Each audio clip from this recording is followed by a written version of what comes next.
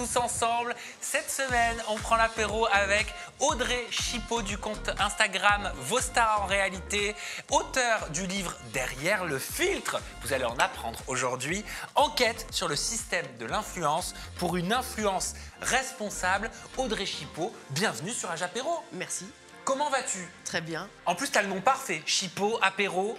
Ça rime, c'est bon. Hein, c'est nickel ça, c'est parfait. Mais bon. Alors, on a sélectionné des chapitres dans ton livre Derrière le filtre qui va parler certainement à toute ma communauté, qui vont vous parler aussi sur le plateau. On va parler de l'Eldorado du billionnaire. Ça vous fait penser à qui? Laurent, Bien sûr. la GLC. Du chapitre qui s'appelle Dylan Thierry, l'aventurier au grand cœur. Le retour de l'ex-papesse de la télé-réalité. Ça vous fait penser à qui? MB. C'est qui? Magali Bernard. Oui, Adrien Laurent, le business du... Tu peux te réveiller? Bah ouais. Poupette Kenza, l'influenceuse sans limite. Enjoy Phoenix, l'ascension fulgurante et la pérennité de son statut d'icône sur YouTube. Gaël Garcia Diaz, du trash pour des likes. Ou encore Inox Tag, de la création numérique à l'aventure glacée. Audrey, sur tes réseaux, tu es connue donc, sous le nom de Vos Stars en réalité. Tu as aussi pas mal bossé, il me semble, avec la DGCCRF pour tout ce qui est dérive de placement de produits. Ce livre n'est donc pas anodin. Tu veux nous expliquer un petit peu ce que tu as pu faire depuis toutes ces années dans ce fabuleux milieu de l'influence? J'ai fait plein de choses, pour le coup, tu vois. Ça a commencé par une publication suite à une publicité d'une influenceuse que j'ai vue en arrivant sur les réseaux, parce que, contrairement à toi, moi, avant 2019, je ne connaissais pas. Donc j'ai commencé une première publication, et puis une deuxième, une troisième. Et à l'époque, la DGCCRF n'avait pas les vidéos en enregistré. Donc, on venait sur mon compte et je collaborais avec eux pour les vidéos sources. Ah oui, donc Sylvie Ortega elle a la réputation d'être la livreuse du showbiz. Toi, tu es la livreuse des stories Insta.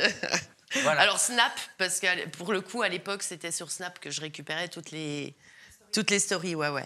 Donc ça veut dire qu'il y a plein de candidats télé-réalité qui ont été épinglés par la DGCCRF, certainement à cause de toi. Oui. Grâce. Enfin, à cause pour eux. Oui, à cause pour eux, grâce pour d'autres. Mais oui, puis certains le savent, comme Mélanite, par exemple, parce que pour le coup, elle a eu quand même quelques soucis. Et j'ai pu, par la suite, quand elle s'est lancée dans le théâtre, aller la voir. Et j'ai vu qu'elle était en train de prendre des virages et c'était intéressant. Donc... Voilà, il y en a quelques-uns, quelques-unes que je regarde dans l'évolution en tout cas. Avant qu'on rentre dans les chapitres de ce livre que tu as créé Derrière le filtre, Bastos, Anouchka, Jennifer, est-ce que vous avez une question peut-être chacun à poser à Audrey en lien avec tout ce qu'elle a pu faire justement pour traquer, non pas les tornades, mais les influx voleurs? Oui, moi je voulais savoir si avant d'en arriver à la dénonciation, est-ce qu'il y a eu un travail de prévention fait auprès des influenceurs et qu'est-ce qui t'a poussé à prendre finalement le pas à un moment donné de dire bon maintenant je vais les dénoncer et est-ce que ça n'a pas été difficile? Il y a pas eu un questionnement de est-ce que c'est cool de faire ça? Est-ce que je ne devrais pas les prévenir plutôt que de les dénoncer? Alors, les prévenir encore, ils m'ont tous bloquée. Moi, je suis bloquée de tout le monde, donc c'était compliqué de prévenir. Pas Mélanite, parce que du coup, j'ai pu communiquer avec elle dans un autre cadre, et puis d'autres encore qui sont venus à moi me poser des questions, pour le coup, ce que j'ai trouvé intéressant, d'ailleurs. J'en ai d'autres qui m'ont effectivement envoyé des messages plutôt agressifs, et plutôt très agressifs, d'ailleurs. On veut des noms. Qui, Audrey? Ah ouais. Sarah Frézou. Ah bon? Ouais. J'ai des vocaux de cette fille qui sont très étonnants et je pense qu'elle a dû...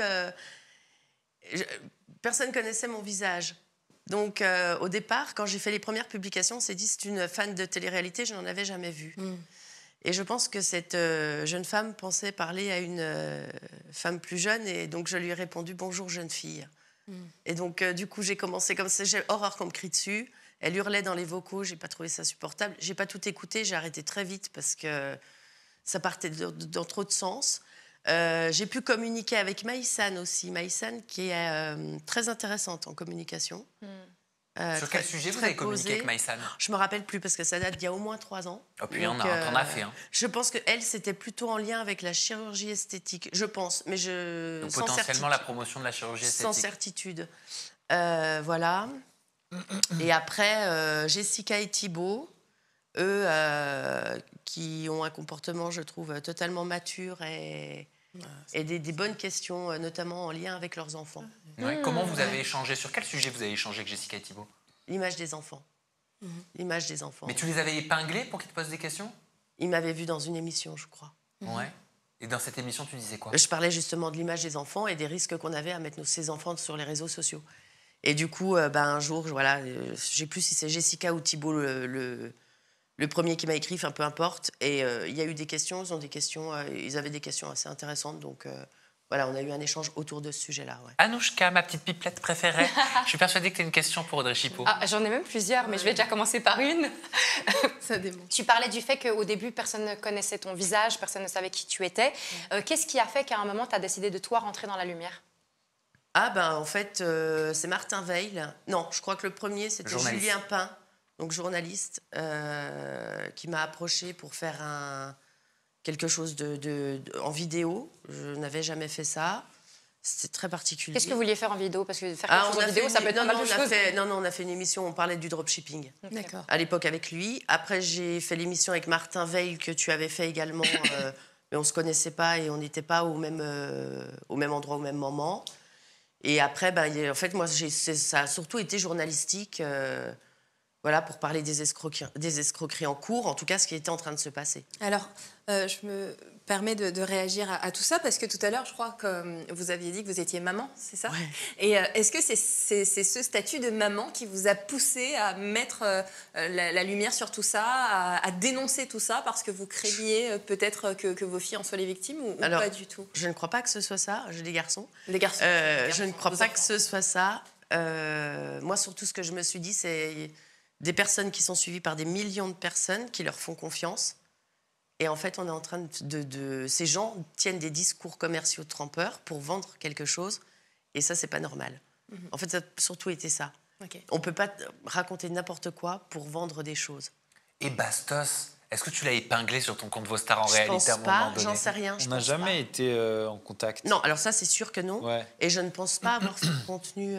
Alors que ça m'aurait intéressé, parce que moi, je me suis souvent insurgé contre ce genre de pratiques trompeuses, etc.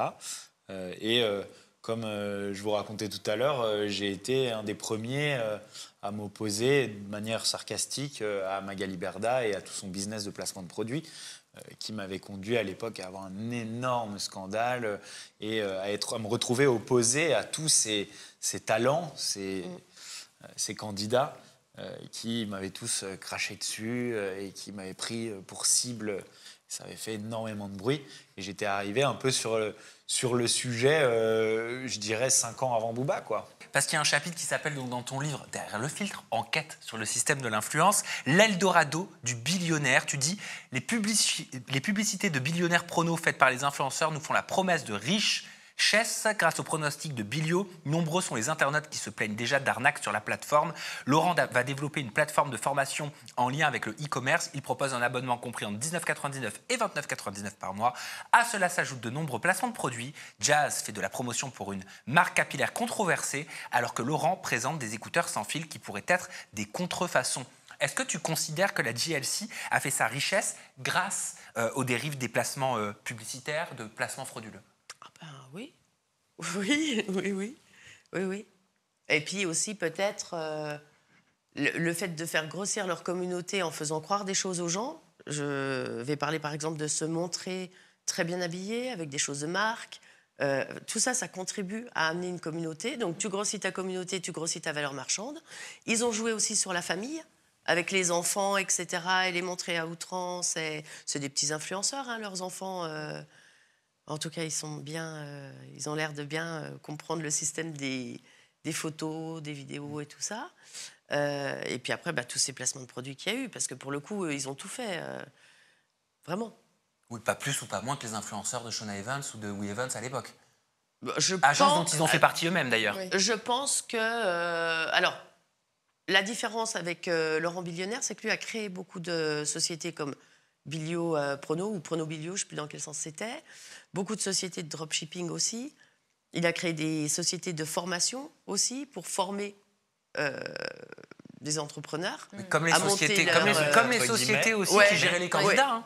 Entre bien guillemets. mettre entre guillemets, formé. Oui, j'ai mis entre guillemets. Voilà. On se souvient des comptes CPF. Voilà, Ouais. enfin tout ça, du trading, du NFT, de la crypto, enfin eux, ils ont vraiment fait de tout à tout.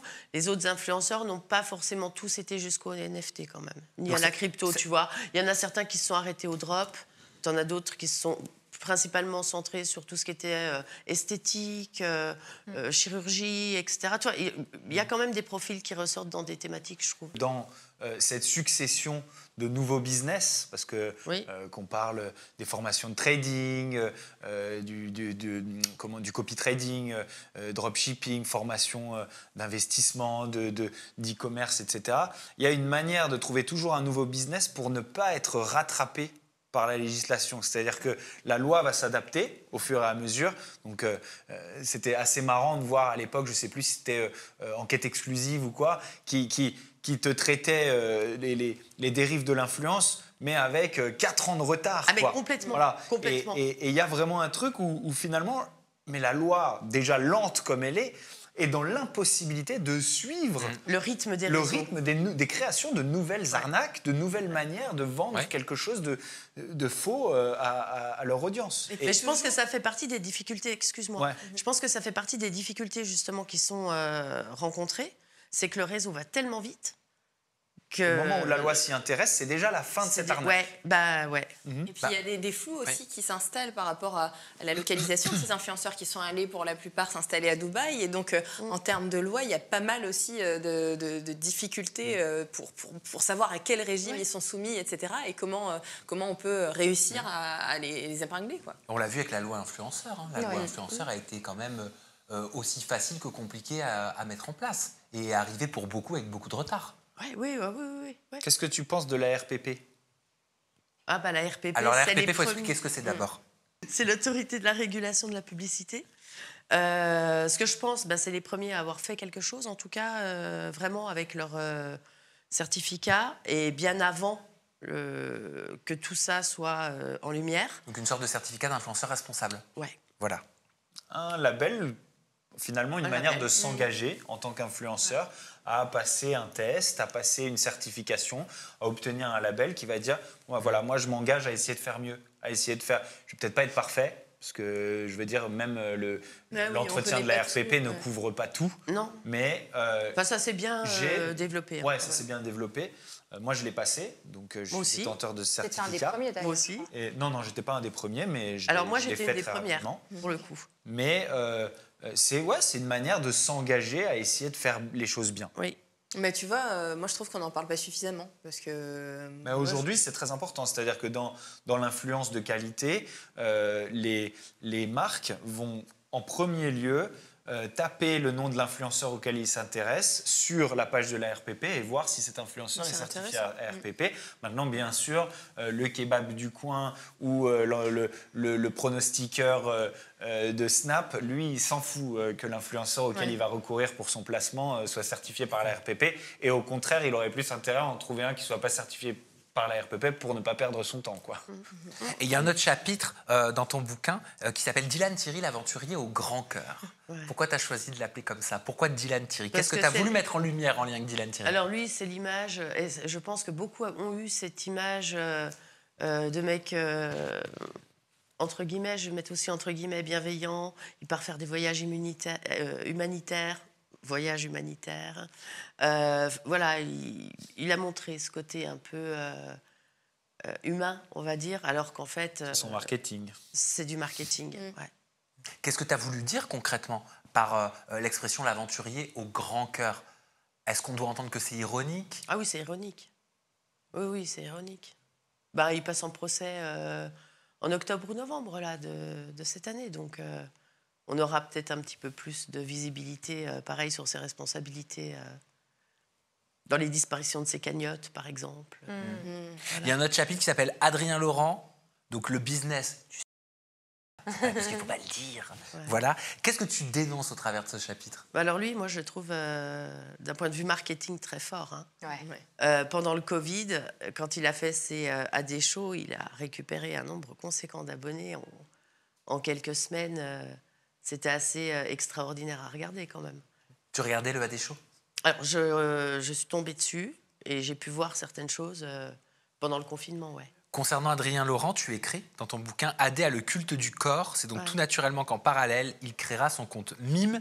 Il affichera en moyenne 5 000 € de revenus par mois et ouvrira un compte OnlyFans peu après. C'est aux États-Unis qu'Adrien Laurent commence une carrière d'acteur. Le business est lancé. Il dégage entre 10 000 et 40 000 € par mois. Ce sont ses déclarations. Hein. En vendant des vidéos. Mais je crois même que c'est beaucoup plus. Oui, oui. En tout cas, c'est les déclarations qu'il a pu faire. Et que tu as mises dans le livre certainement au moment de sa rédaction. C'est beaucoup plus ce qui dégage. Maintenant, ce qui dégage avec ses vidéos sur Mime, etc., il y a des chances même que ce soit moins.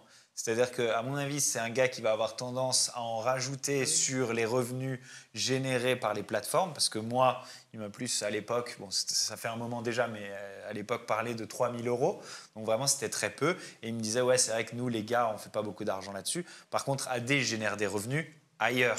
Et AD fait des formations à l'e-commerce, par exemple, qui propose à ses abonnés. Et encore une fois, l'abonné va avoir l'impression que tout ce mode de vie est financé par un site d'e-commerce ou un autre qui, de toute façon, n'est pas du tout promu d'une manière à laquelle l'abonné qui va payer cette formation va avoir accès. Parce que je veux dire, Adrien Laurent a une visibilité gigantesque. Celui qui va essayer d'apprendre à faire du e-commerce ne l'aura pas. Donc pour promouvoir un site, ça n'a rien à voir. Et encore une fois, on a cette espèce d'arnaque. C'est pas vraiment une pyramide de Ponzi, mais c'est le truc où, en fait, les gens qui payent la formation créent ce niveau de vie luxuriant que va avoir AD, mais c'est pas le site d'e-commerce de AD qui va payer pour ça. Les suites de AD rapportent rien du tout. Je veux dire, c'est négligeable par rapport à ce que lui rapportent les gens qui veulent essayer de faire autant d'argent que lui. Qu'est-ce que tu penses, Audrey Chipot, de cette industrialisation de candidats de télé-réalité, d'influenceurs qui migrent sur les plateformes intimes ?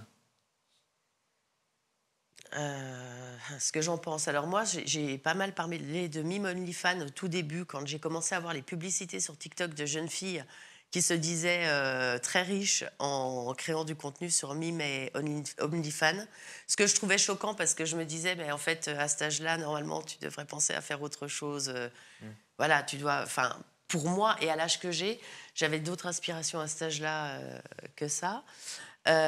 Et pas sûr que quand tu crées ton Mime ou ton OnlyFans, tu gagnes réellement beaucoup d'argent. Maintenant, quand tu as la visibilité, effectivement, qui a été médiatique au départ dans une télé-réalité ou autre, peu importe, mais tu as déjà de la visibilité, bien évidemment que c'est une source de revenus. Bien sûr, c'est clair que c'est pas pareil. C'est pas pareil qu'une nobody qui va vouloir se lancer. Et puis évidemment, ça va ramener moins de gens. Il y a les candidats de télé, mais on a vu récemment beaucoup de combattantes UFC. Voilà, les gens, ils aiment les voir se battre dans des cages, et ensuite les voir faire des choses sur ces plateformes-là. Moi, ce qui me dérange plus, c'est pas tant le fait que toutes ces femmes y aillent, parce qu'en plus, elles sont consentantes et que c'est de leur propre... Elles font ce qu'elles veulent. Elles font ce qu'elles veulent. Mais le problème, c'est que je trouve qu'au sein de la télé-réalité, il y a pas mal de personnes qui sont des hommes, qui les incitent à y aller, qui décident de les manager pour se faire.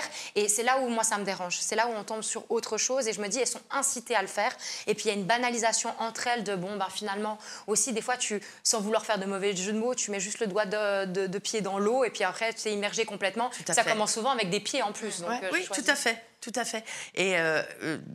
tu parles de candidats de télé qui vont démarcher, donc ça, je te rejoins. Et moi, j'ai même eu des témoignages, justement, de jeunes filles qui ont été démarchées.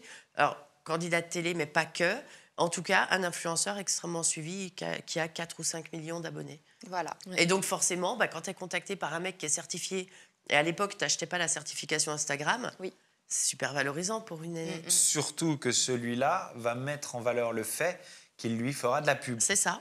Et que du coup, elle sera recrutée non seulement par un manager qui s'occupera un peu de gérer son réseau, mais en plus par quelqu'un qui lui permettra de décoller malgré son anonymat le plus total. Tout à fait. Mais tu vois, tu as contribué à œuvrer pour la loi influenceur qui encadre les dérives des placements de produits, les placements de produits frauduleux. Est-ce que tu penses qu'il faut encadrer justement cette nouvelle industrie qu'est l'industrie intime sur les plateformes intime et la vente de contenu à caractère privé pour adultes? Je pense qu'il faut, je pense qu'il faut un encadrement aussi. Il y a beaucoup de victimes, de filles qui sont sur les mimes et les OnlyFans. Donc oui, je pense qu'il faut quelque chose. De toute façon, c'est le même système que l'influence. Tu as l'influenceur, qu'il soit sur mime, Instagram, peu importe. Au-dessus, il y a des agences. C'est exactement le même... c'est constitué de la même manière. Après, tu as les services de formation. Tu vois, donc bien sûr qu'il faut un encadrement. Oui, mais l'encadrer comment? Qu'est-ce que tu suggérerais?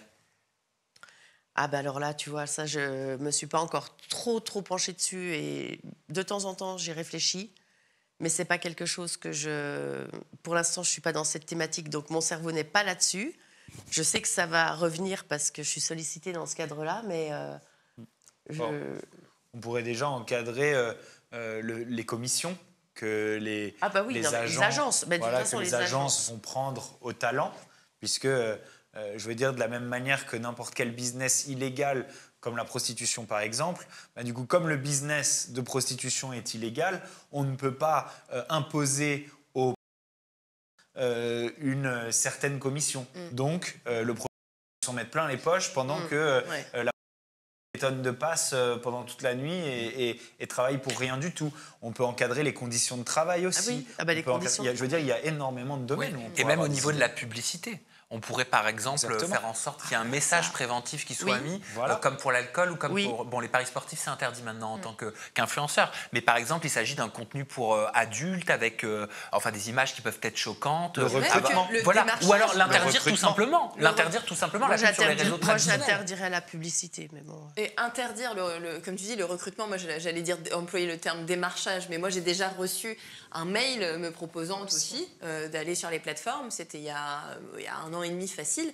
Et pourtant, mon contenu n'a rien à voir. Pas ça du tout, n'a rien à voir. Ah bon Pas du tout. Le tien, bon, ça dépend. Un peu plus. Pas du tout.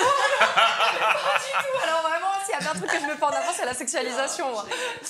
Non, mais du coup, j'avais pas bien compris, mais on se dit que si ce message est envoyé à quelqu'un qui est en grande difficulté financière, qui a une fragilité psychologique, etc., elle se dit, j'ai une opportunité en or, ça y est, je me lance, de toute façon, j'ai que ça en ce moment. Enfin voilà, donc ça devrait être interdit parce que vraiment, faut y réfléchir, faut vouloir y aller et il faut pas qu'on vienne te chercher. Non, et réfléchir aux conséquences, parce que sur ces contenus, il y a beaucoup de vidéos qui sont prises aux créatrices et qui sont mises sur les réseaux sans leur accord, qui sont diffusées sur Twitter et revendues sur Telegram aussi. Enfin, c'est pas sans conséquence. Il y a des leaks, c'est Adixia qui en parlait en interview avec toi, elle parlait des leaks, elle disait moi je sais que je dépasse pas certaines limites car ça peut leaker et je sais que si même ça venait à leaker, bon ben voilà. Sous-entendu, tout ce qu'elle fait, c'est dans l'optique que ça leak. Voilà. Elle a raison. Et oui, elle a raison, bien sûr, le reste on peut discuter. Moi je pense que comme dans certains pays, si on part du principe que c'est de la prostitution 2.0, je prends vraiment des pincettes quand je dis ça, mais partons de ce postulat-là, il y a des pays où et accepté n'est pas illégal, contrairement à ce que tu disais avant. Mais par contre, juste de la France, hein. Je sais très bien que c'est pas illégal dans tous les pays. Non, je sais que tu le sais, mais je dis dans le sens pour... Il est insupportable. Je disais dans le sens où est-ce qu'on pourrait... Est-ce qu'on pourrait partir de ce postulat-là en se disant, bon, alors, on devrait appliquer ça à ces plateformes-là et dire que si tu y vas de toi-même et que c'est ta propre intention, c'est OK, mais tout ce qui est agence et manager, parce que c'est un mot pour dire, ça, ce soit complètement interdit. Et que personne ne peut prendre de pourcentage sur ton corps et ton image corporelle. Mais c'est ça qui est problématique, de toute façon. 80%, moi, j'ai un agent qui m'a... Enfin, bon, je ne vais pas rentrer dans les détails. Moi, j'aime bien vivre les trucs. On t'a recruté aussi. Dis-nous tout. Toi aussi. Elle est en fait non, alors je n'ai pas infiltrée sur Mime avec... Alors j'ai effectivement, mais pas avec moi, mais j'ai effectivement un compte homme et un compte femme. Et j'ai été client et j'ai été approchée par des agences. Voilà, enfin bref, je vais pas rentrer dans le détail de ce que j'ai pu faire, mais bref. Et donc le type. Ça nous intéresse pourtant. Oui. Le type me proposait de me prendre 80% de ce que je gagnais. 80%, mais ils sont culottés quand même. Ce qui fait beaucoup. Moi, je crois que c'était 60. En tout cas, la majorité le revenait. La majorité le revenait. Oui, là, moi, c'était 80. Mais là, je me suis dit... Et en plus, souvent, j'ai remarqué... Ça fait beaucoup parce que tu as aussi ce que tu donnes à Mime. Oui, donc, tu vois, au final, ça veut dire que la fille va produire du contenu et il lui reste quasiment plus rien. Enfin, c'est une honte. Et la position, en plus, elle est souvent assez vulnérable. de la jeune fille ou du jeune homme qui fait ça. Moi, je le sais par rapport aux interviews que je fais, même dans le milieu de l'influence. Ouais. C'est-à-dire ceux qui ont connu l'argent, qui en ont, qu'on a peut-être mis de côté ou pas, qui m'ont dit, et je pense à Adixia, elle l'a assumé à 100%, elle me dit, en fait, pourquoi j'y suis allée? Parce que les placements de produits, c'était plus rémunérateur. Donc pour moi, c'était une façon de continuer à avoir le même train de vie. C'est à cause de toi, finalement. C'est ce que je voulais dire. Merci pour qu'Adixia finisse toute nue sur les plateformes. Tout ça, c'est grâce à toi. Oui, et puis alors après, ils sont allés sur les matchs TikTok. Oui, c'est vrai. T'en parles des live matchs TikTok? Oui, mais j'ai surtout été la première à en parler de ces sujets-là, parce que c'était vraiment problématique. Donc oui aussi. T'as tout de suite vu que c'était très problématique? Ouais. Pourquoi c'est problématique alors que si je me fais l'avocat du diable, je te dirais, mais les personnes qui font ces dons l'acceptent. Ils n'ont pas l'accord de coût. Ils le font par charité, par bonté d'âme, pour le divertissement. Parce que l'influenceur en face leur propose du show. Oui, oui, mais tu as un phénomène d'addiction dedans. Donc c'est ça qui est problématique. Parce que du coup, celui qui va donner de l'argent, et moi je l'ai fait du coup pendant une semaine, donc j'ai pas suivi un candidat de télé-réalité, mais un autre créateur, et c'était des lives de nuit. Donc, je l'ai suivi pendant une semaine et je m'étais mise une enveloppe de dons à faire sur la semaine. Déjà, c'est hyper euphorisant. C'est-à-dire, t'as aimé? Tu te prends au jeu. Oui, moi, oui. Non, parce que j'ai jamais testé. Non, mais c'était à l'époque. Alors, c'était à l'époque où c'était les matchs d'une semaine. Non, mais moi, j'étais à fond. Ouais. Alors, je voulais gagner. Pour moi, j'étais place numéro 1. Maintenant, c'est à la journée. Ouais, maintenant, c'est à la journée. Bon, c'est peut-être mieux, j'en sais pas. Mais en tout cas, à la fin de la semaine, on est arrivé numéro 2. Je me suis dit, on n'a même pas gagné, quoi. Ah oui, j'étais déçue. Oui, mais d'ailleurs, quand on rentre un peu là-dessus, la plupart des live matchers sont aussi des donateurs. Oui. C'est-à-dire que parce qu'ils y ont été au contact, ils développent eux aussi en partie l'addiction du retour. C'est-à-dire qu'ils vont chez les autres et puis ils ont leur créateur préféré, etc. Ah non, c'est extraordinaire. Tu n'as pas besoin d'être en match pour qu'il y ait ce truc de dépendance. C'est-à-dire que le live... Et alors, tu me parlais de Magali Berda, très marrant, parce que du coup, j'ai regardé un petit peu ces trucs. Elle s'auto-challengeait, si on peut dire ça comme ça, sur le fait de monter en ligue. Ouais. Elle voulait monter en ligue. Et donc, son truc, c'était ça. Et elle parlait que des ligues, que des ligues, que des ligues. Mais c'est marrant parce qu'on voit en fait les parallèles qu'il y a avec les machines à sous au casino. Exactement. Parce que déjà, l'écran, la luminosité de l'écran, forcément, ça se joue, ça a un impact sur le cerveau. Et puis ces lumières, ces icônes qui apparaissent, ces animations. Des animations qui, en fait, te rendent accro comme au casino. Oui, et puis alors, le truc encore très pervers, c'est que tu vas acheter des pièces.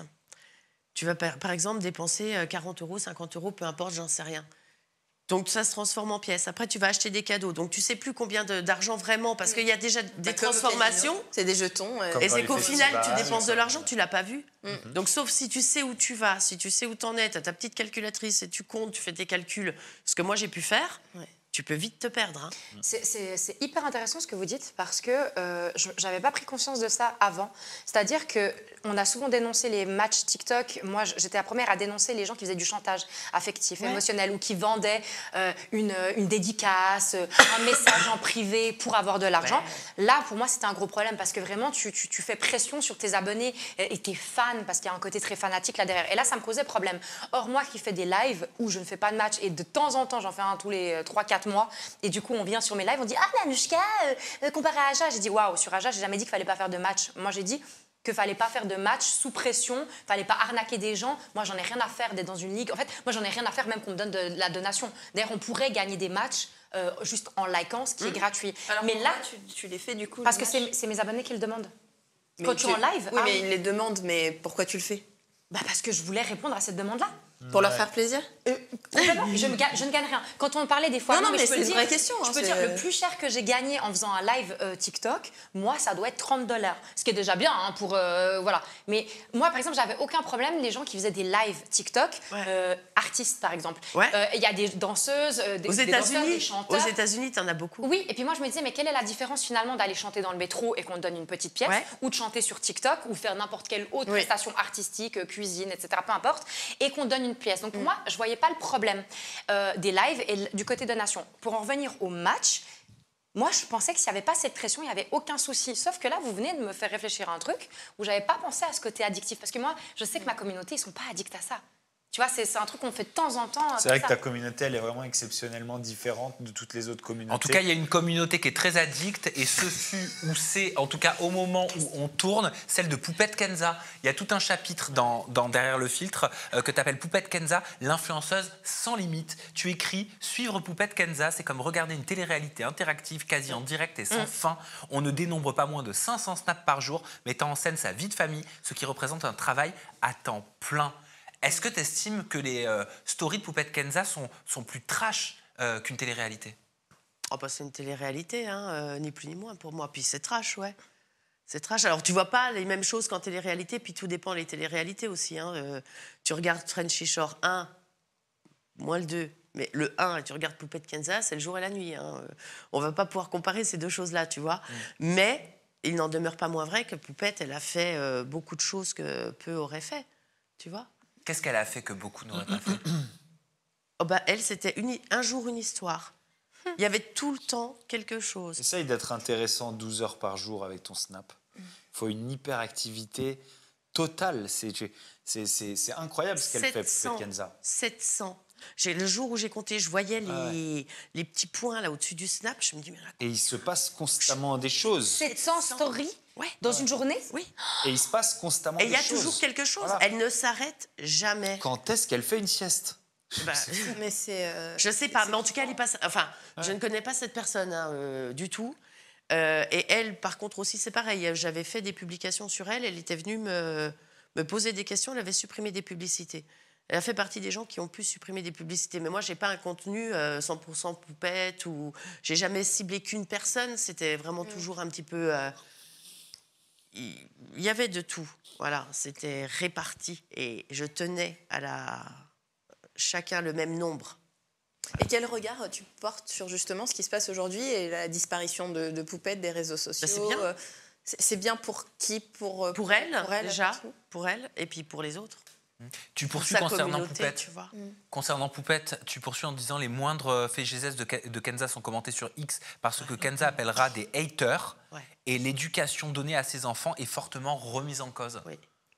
Et tu dis aussi, la réalité, ça. Tu dis aussi, l'une des clés du succès de Poupette Kenza réside dans son authenticité soigneusement scénarisée. Ouais. Elle partage sans filtre des moments de sa vie quotidienne.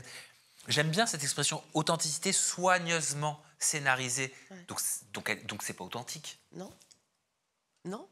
Mais comment est vendu l'influenceur? Il est vendu comme quelqu'un d'authentique. C'est ce qu'on aime. Ouais, Poupette était vendue comme quelqu'un d'authentique au départ.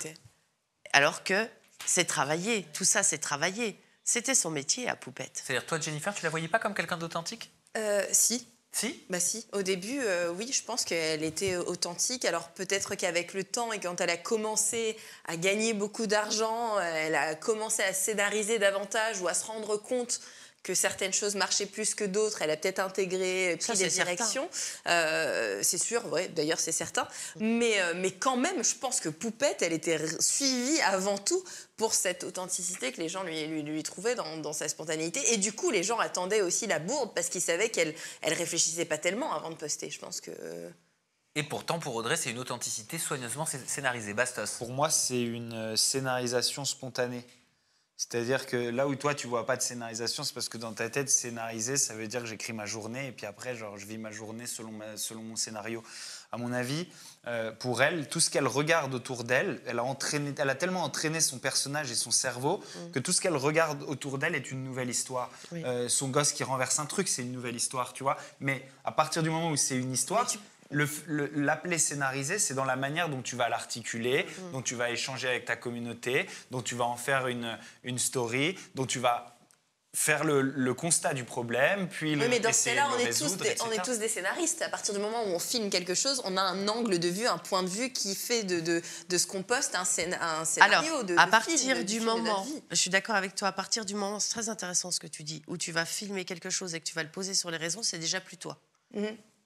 C'est déjà scénarisé. C'est déjà plus toi et tu es déjà en train de scénariser. Bien sûr. Dès lors où il y a un écran, c'est comme ça que ça marche. Oui. C'est d'ailleurs pour ça que les applications de rencontres fonctionnent. Donc oui. Ouais. Oui.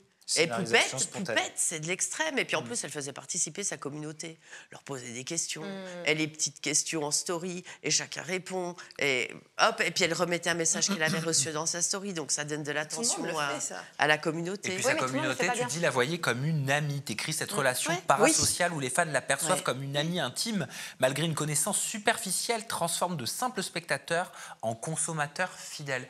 Ça veut dire que dans la verbalisation, il y avait ce côté famille, frère, sœur. Oui, et quand tu regardes les photos, alors je ne sais plus à la naissance de quel enfant, je ne pourrais pas te redire, mais tu vas sur sa page Instagram, d'ailleurs je ne sais même pas si elle est encore ouverte, tu regardes là où elle annonce la naissance de je crois que c'était de son fils, tu as des abonnés qui lui écrivent « Bienvenue à notre neveu ». Tu vois, par exemple. Je crois qu'elle n'a plus le droit d'avoir des réseaux sociaux aujourd'hui. Ah ouais? Elle est interdite de réseaux sociaux. Bah c'est bien. Mais on ne sait pas véritablement. Hein. Mais je crois que c'est ça. Hein. Alors, ça n'a pas été officialisé, mais il y a la rumeur, en effet, comme quoi elle serait interdite. En tout cas, pour l'instant, elle ne pourrait pas utiliser ses réseaux sociaux. Si c'est le cas, ce serait totalement inédit. Parce que pour le coup, ce serait bien. Pour le coup, elle créerait un précédent. Oui, et il y en a d'autres qui pourraient suivre, ce serait bien. Qui vont arriver? Bah, j'imagine, j'en sais rien, mais moi aussi, t'imagines très bien, Audrey. Si on en fait un cas, en tout cas, je pense que c'est pas la seule à qui devrait avoir ce type de mesures. Ça devrait être le cas pour tous les cas d'école que tu étudies dans ton livre? En tout cas, tous ceux qui ont mis en danger la santé d'autrui, déjà oui. Mais en fait, moi, il y a un truc qui m'interpelle, c'est que finalement, c'est un peu notre faute à tous, c'est un peu de notre responsabilité à tous, je trouve, qu'on ait ces personnages-là désormais. Parce que finalement, pour reprendre un truc qu'on discute, dont on parle souvent sur Aja, c'est le fait que désormais, la télé, c'est plus ou moins mort et que tout se fait sur les plateformes. Et ce qui s'est passé, c'est qu'au début, on avait quoi? On avait la famille Kardashian, où finalement, elles nous montrent des choses qui sont spécialement dangereuses. Elles nous exposent à fond leurs enfants. Elles font des choses, des fois, qui sont à la limite de l'illégalité et de la légalité. Et ce qui s'est passé, c'est qu'on a repris ça en télé-réalité, bon, voilà. Et puis après, ils sont passés sur Snap, et ils se sont rendus compte qu'ils pouvaient faire de l'argent eux-mêmes, sans une production derrière, sans avoir finalement un employeur. Ils se sont dit, on va faire pareil, et on va rentrer dans la vie des gens au quotidien. Là, tu parlais de Bienvenue mon neveu, etc. Mais je pense que même déjà, à travers l'écran, à partir du moment où tu es une personne de télé-réalité, tu es dans la télé des gens, tu es dans la vie des gens au quotidien.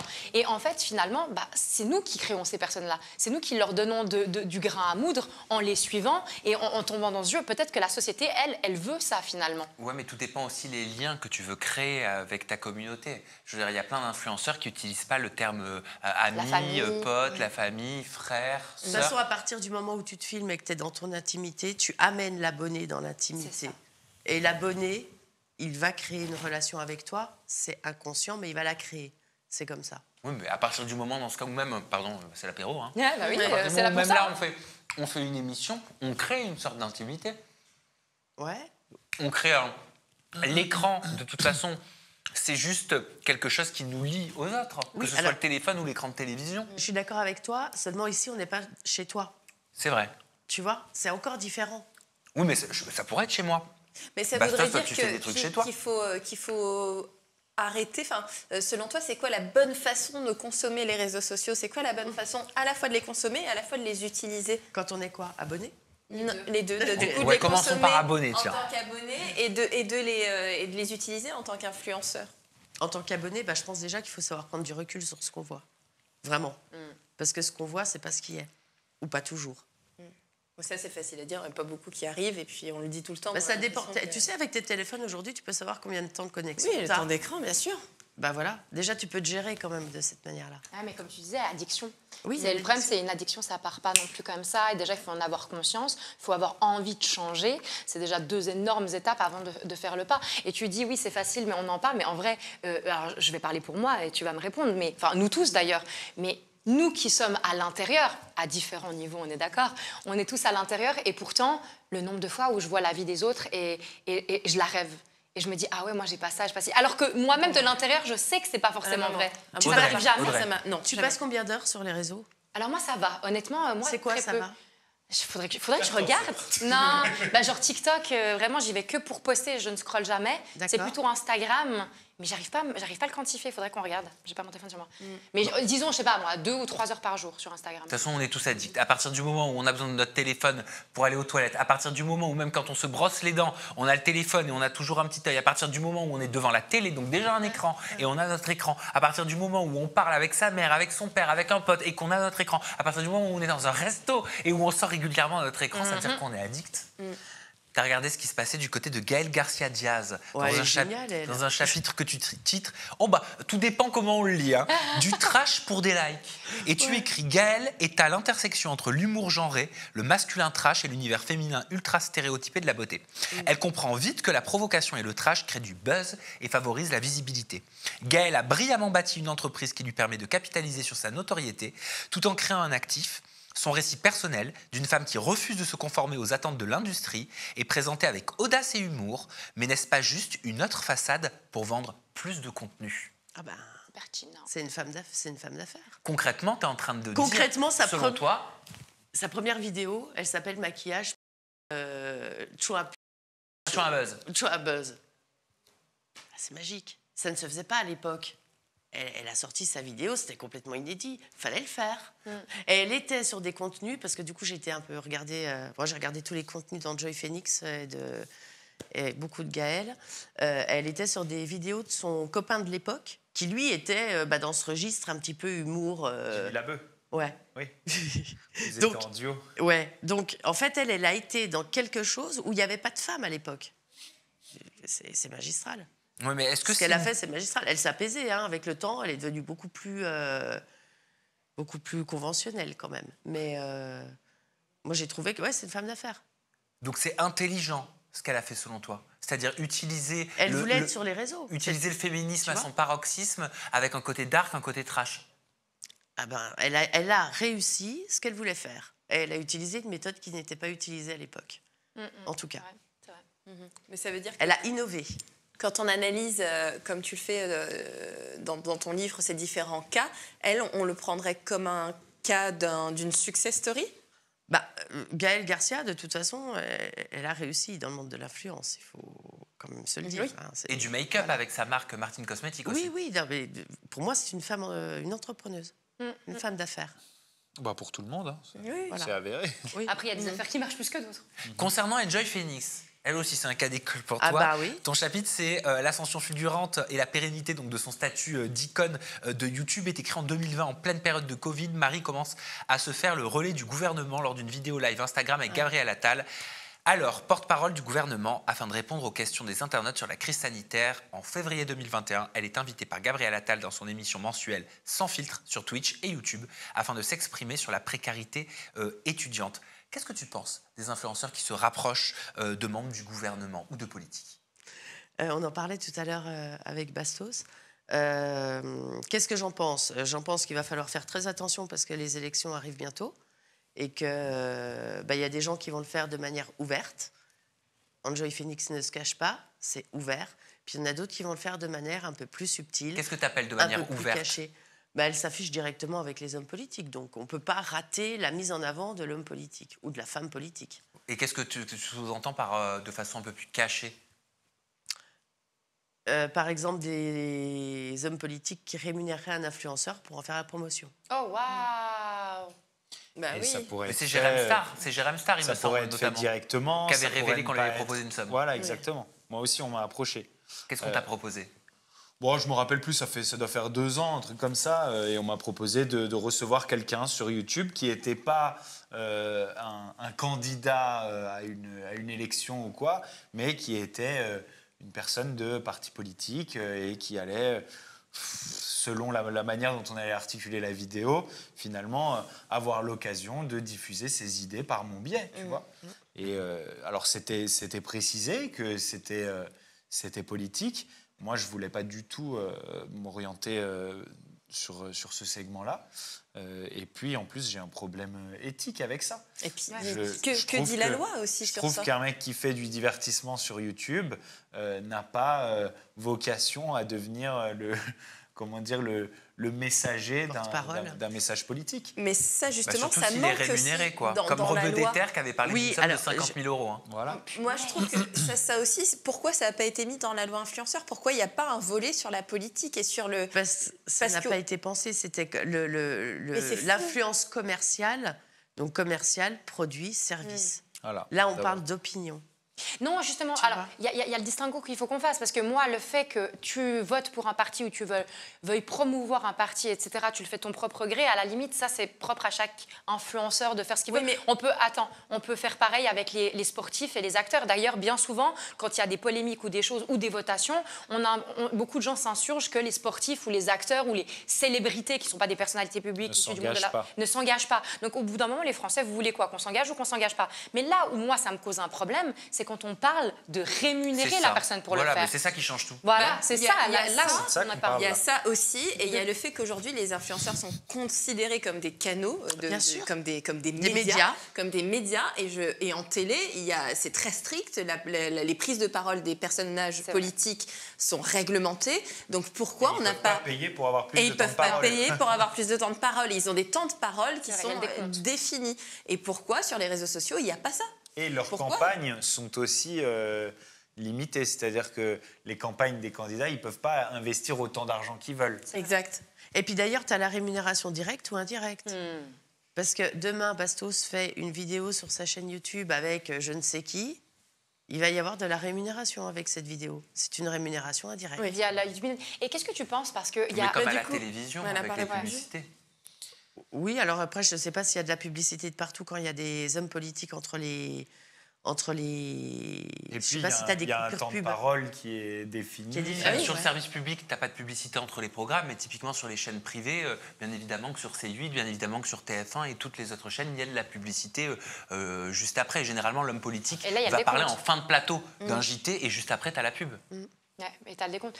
Et il y a quelques mois, sur Ajar, on discutait des personnalités publiques, ou on va dire des candidats de télé-réalité par exemple, qui font des photos avec des personnages politiques ou du monde de la scène politique. Qu'est-ce que tu penses de quelqu'un qui partagerait sur un réseau, je sais pas, je vais faire un selfie avec Jordan Bardella, bonsoir, et je le mets sur mes réseaux. Qu'est-ce que ça voudrait dire et qu'est-ce que tu en penserais?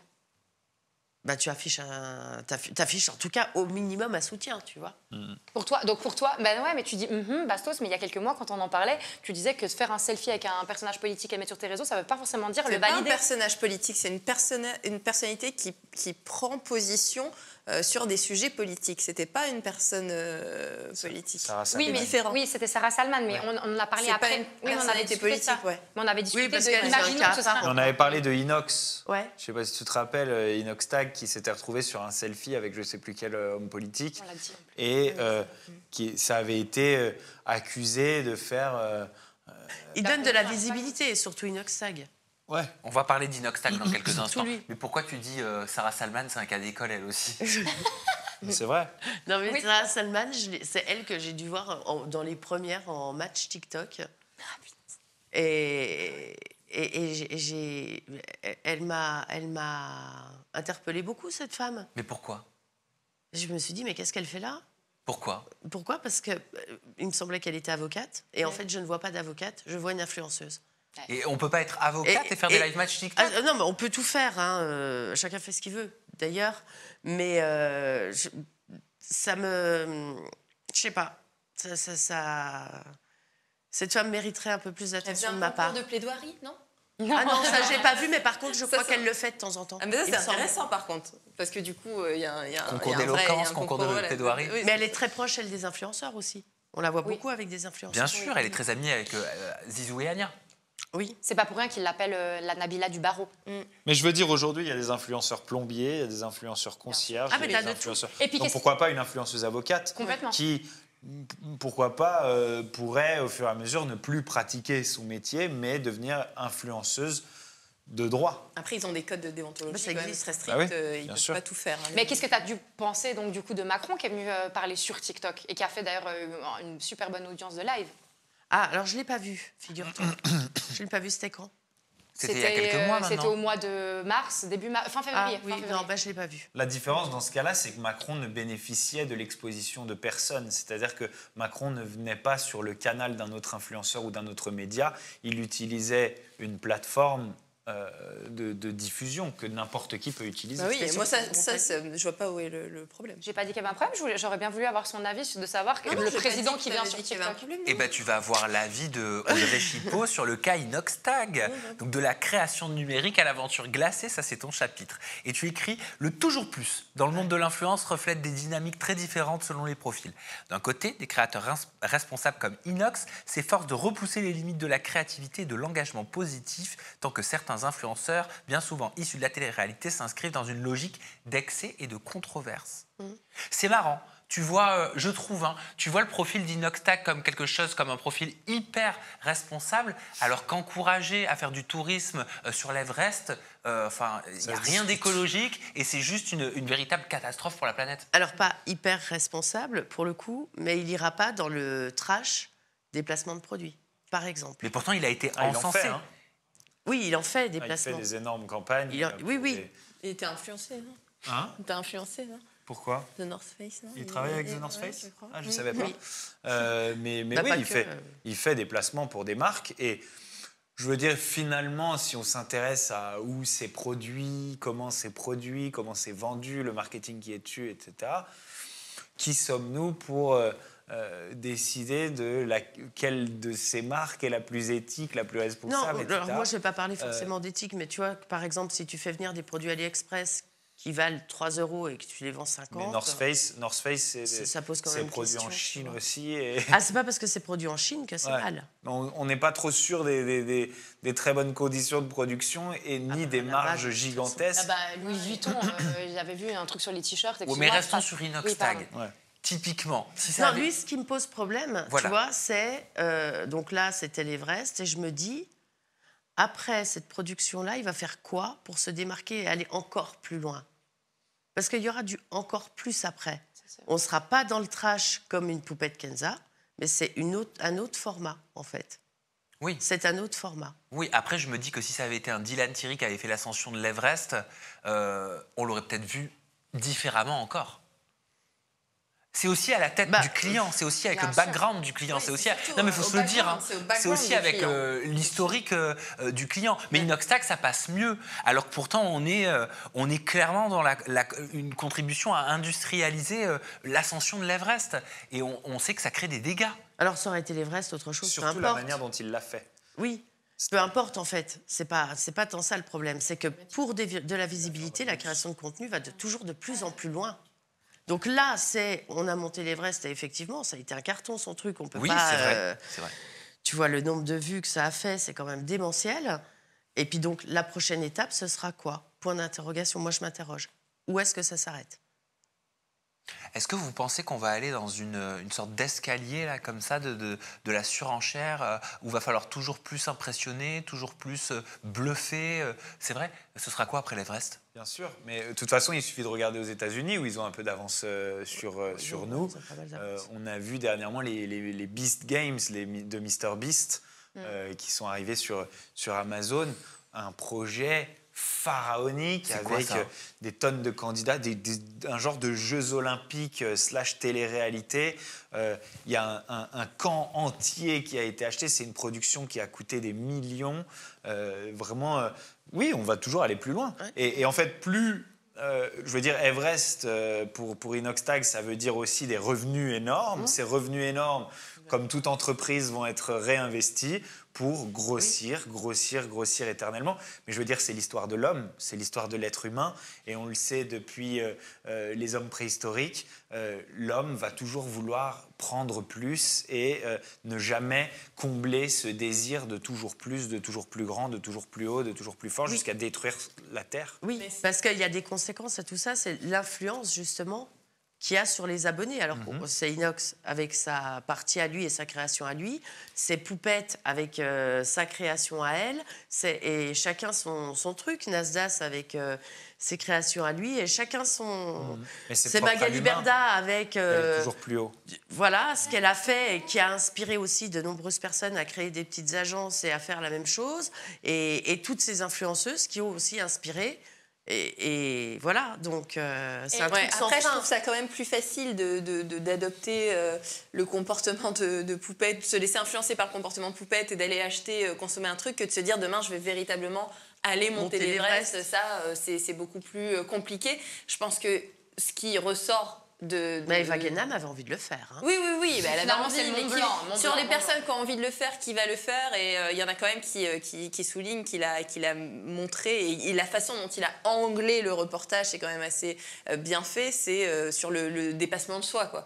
Et donc, moi, quand j'en parle avec des jeunes qui potentiellement pourraient être influencés de la mauvaise façon, j'ai jamais entendu de véritable mauvais retour de jeunes lambda, hein, pas d'influenceurs, mais de jeunes avec qui j'ai échangé, qui disent moi, il m'a montré qu'il faut se surpasser, etc. Et qui ont quand même retenu ce message-là. Ouais, j'allais dire... Ça, on ne peut pas lui enlever quand même. Je pense que...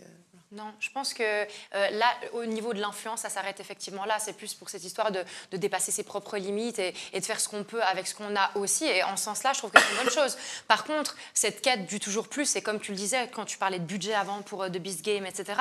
Moi, chaque fois que je vois des influenceurs, créateurs de contenu sur YouTube, je vois tout le budget qu'ils mettent dans toujours leur format. Alors que de base, ce qui était cool sur YouTube, c'est que n'importe qui, avec une caméra, un téléphone, quelque chose, pouvait avoir sa chaîne et puis créer son petit monde. Et je me demande comment on fait maintenant pour pouvoir émerger dans ce business-là en démarrant de zéro, parce que j'ai l'impression que tous les gens sont déjà en place et tout le monde a déjà un certain budget. Et quand ils montent des super formats, des super principes, mais c'est avec une super production derrière. Et en fait, quand toi, tu démarres dans le game en vraiment, toi, ton MacBook, ton téléphone, mais tu te dis, mais en fait, c'est impossible, je ne peux pas rivaliser avec ces gens-là. Ouais, mais si, parce que ta personnalité sera toujours nouvelle. C'est-à-dire que personne t'aura connu avant. Et il y a des gens qui vont s'identifier à ta personnalité, il y a des gens qui vont s'identifier à toi.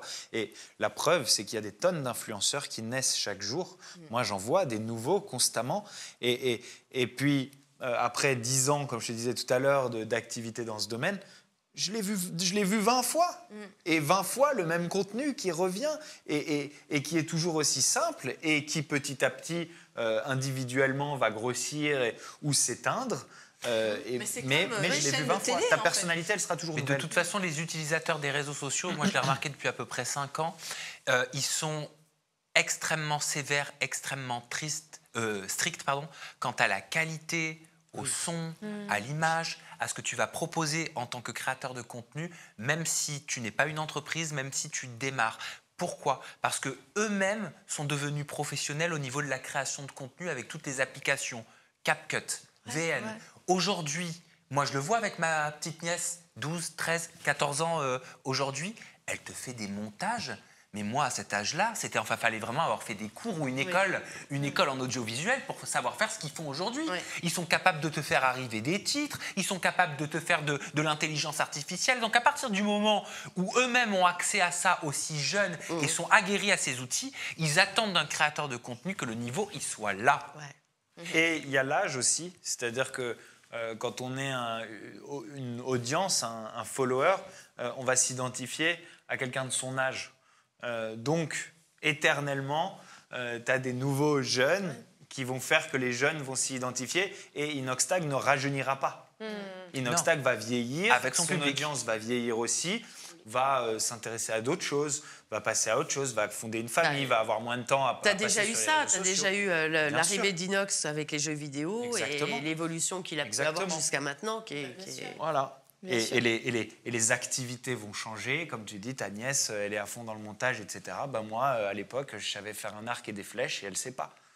Ouais, mais c'est qui les nouveaux Inox ? Non, mais c'est qui les nouveaux Inox, les nouveaux Michou ? Il y a des nouveaux Inox et des nouveaux Michou aujourd'hui. Bien sûr, tous les jours, il y en a. On assiste là quand même à des nouveaux talents. Bien sûr, il y a plein de petits jeunes de 13-14 ans qui commencent sur Snap et qui commencent à être suivis parce que dans leur quartier, au départ, ils ont buzzé. Et puis de leur quartier, c'est leur ville. Et puis de leur ville, c'est leur pays. Et ainsi de suite. Et ça recommence tout le temps. Et oui. Oui, c'était la discussion. On l'avait eu une fois, cette discussion où tout le monde, un jour, sera influenceur. Tout le monde devient. Tout le monde l'est. Ouais, tout le monde l'est, mais ne serait-ce que dans une rue, tu vois, tu parles d'un quartier le ou d'une rue. De ta famille, quoi. T'as les personnes qui sont populaires, t'as les stars des réseaux sociaux aussi dans leur quartier et dans leur rue, qui sont suivis dans leur quartier, dans leur rue, et qui sont connus et avec qui il faut être vu, se montrer. À l'époque, moi, quand j'étais en primaire, il y avait des mecs à la sortie de l'école qui filaient des pogs et des billes et tout, mais ils ne les filaient pas à n'importe qui. Ils regardaient, ils observaient pendant un moment, ils observaient qui étaient les leaders d'opinion, ils arrivaient à savoir, ils posaient des questions aux jeunes. c'est qui le boss de la cour de récré, c'est qui machin. Ils trouvaient il y avait déjà des sponsors dans la cour de mon école. Il y avait déjà des sponsors. Il y avait un mec, il avait toujours, on lui filait à l'entrée les derniers POG, les dernières billes, les derniers Beyblade, les derniers Dojos, etc. Voilà. Ça existait déjà. Il y avait déjà des influenceurs des cours de récré avant même que les réseaux sociaux existent. Et justement, on en parlait tout à l'heure. Oui. pour revenir à ma question tout à l'heure, parce qu'on a répondu à comment bien consommer les réseaux sociaux, mais dans la mesure où on est tous aujourd'hui des influenceurs, comment être un bon influenceur? Alors, je ne parle pas de ce label, etc. Hein, je parle vraiment à toute petite échelle. C'est quoi être un bon influenceur selon toi? Vouloir le bien des autres. Ouais, déjà. Non, mais parce qu'elle disait que c'est une porte d'entrée dans son intimité. Quand on poste chez soi, ça veut dire quoi? Qu'il ne faut pas poster chez soi, qu'il ne faut pas poster ses enfants. C'est quoi les grandes règles qui, selon toi, on devrait s'appliquer sans même qu'elles soient dans la loi, en fait? Protéger ses enfants, ça me paraît... On les protège en les mettant pas? Parce que moi, je pose la question vraiment en ne les mettant pas. Ouais. Ok. T'es une mauvaise influenceuse, ma biche. Oui, non, mais c'est pour ça que je pose la question. Ouais. Quel est le danger pour toi d'afficher ses enfants? Quel est le danger pour toi concrètement d'afficher ses enfants?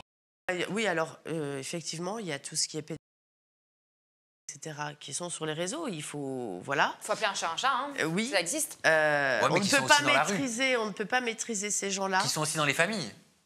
Surtout, il y en a partout. Tu peux les rencontrer partout, c'est évident. Mais sur les réseaux, c'est pire encore. Tu leur donnes à boire et à manger. C'est pire encore. Mal choisi, mais tu leur donnes de la matière directement et réutilisable. Parce que dans la rue, un enfant, tu vas peut-être le voir une fois et pas deux fois. Je veux dire, là, tu screens. C'est Fanny Neguesha que j'adore, qui avait été hyper choquée parce que justement, quelqu'un lui avait dit si jamais il y a les photos de ton fils sur telle plateforme et tout. Et elle était choquée. Ils avaient pris ça sur son Instagram. Ouais. Mais ça, c'est des dérives. Oui, il faut savoir qu'un enfant, même avec une culotte, mis sur les réseaux ou en maillot de bain, on peut, avec des techniques, enlever tout ça. Quoi? Et le rendre... Ah oui, mais c'est du fake. C'est du fake, mais sa ça tête, existe elle est toujours là. C'est ça. C'est une sorte de deepfake, mais à l'inverse, finalement. Ah non, mais je croyais qu'on pouvait enlever les slips et voir les vraies choses en dessous. Non, mais de toute façon, il y a le respect du choix de l'être humain. Le consentement de l'enfant. Voilà, le consentement de l'être humain, le consentement de l'enfant. L'enfant n'est pas en âge de donner son consentement pour être diffusé. Il ne se rend pas compte. Déjà, à la base, même s'il n'y a pas toutes les dérives, on ne peut pas faire ce choix pour son enfant sans son consentement. Et un enfant n'est pas en âge de donner un consentement. Selon toi. Et enfin, Audrey, tu écris « Dans le monde moderne, les réseaux sociaux ont émergé comme un second monde où chacun porte un costume et joue un personnage, que ce soit conscient ou non. Nous y construisons des identités numériques souvent idéalisées. Continuons ensemble ce voyage vers une utilisation plus éclairée et responsable du numérique en gardant à l'esprit que chaque clic, chaque partage et chaque interaction façonne non seulement notre expérience personnelle, mais aussi celle de toute une communauté en ligne. C'était une sorte de mot de la fin, de conclusion. Pourquoi? Faut être conscient de ce qu'on met sur nos réseaux sociaux. Moi, je sais pourquoi je ne publie que très peu là depuis 2 ans. Il y a une raison. C'est que tout acte a des conséquences et ce qui est dit, ça reste. Voilà. Et qu'on n'a pas forcément les 100% des situations. On a des choses qu'on voit, mais on n'a pas forcément tout. Donc, c'est vrai que je fais très attention à ce que je publie, encore plus, je crois, maintenant. Et pour dire quasiment, je publie quasiment plus. Là, je suis plus dans des concepts que dans des... Comme j'ai pu l'être à regarder des individus, là, ça va plutôt être... Je suis passée dans du conceptuel, plus dans du conceptuel. Les mouvements de groupe, par exemple. Mais tu as des regrets par rapport à ce que tu as pu faire? Non, j'ai pas de regrets parce que les choses ont bien avancé, bien évolué et je suis contente que ça ait pris autant d'ampleur. Voilà.